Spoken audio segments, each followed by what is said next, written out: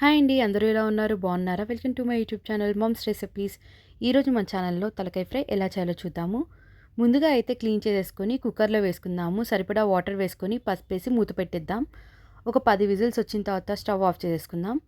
ఇంకో కడాయి పెట్టుకొని ఆయిల్ వేసుకోవాలి. ఇందులోకైతే స్పైసెస్ అన్నీ యాడ్ చేసి ఆనియన్, పచ్చిమిర్చి, 1 స్పూన్ అల్లం వెల్లుల్లి పేస్ట్, కొత్తిమీర, అలాగే టమాటోస్ కూడా వేసుకొని ఒకసారి మిక్స్ చేద్దాము. తర్వాత మనమైతే పసుపు అలాగే కొంచెం ఉప్పును కూడా యాడ్ చేసేసుకొని మిక్స్ చేసేసి మనమైతే కుక్కర్లో పెట్టుకున్న కూరను కూడా యాడ్ చేసేసి ఒకసారి మిక్స్ చేసి మూత పెట్టేద్దాం.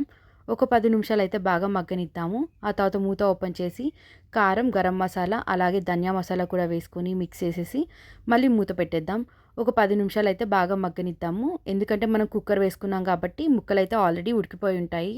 ఆ తర్వాత అయితే మనం స్టవ్ ఆఫ్ చేసేద్దాం. అంతే, ఎంతో టేస్టీ అయిన తలకాయ ఫ్రై అయితే రెడీ అయిపోయింది. మీరు కూడా ఒకసారి ఇలా ట్రై చేసి చూడండి. Thank you.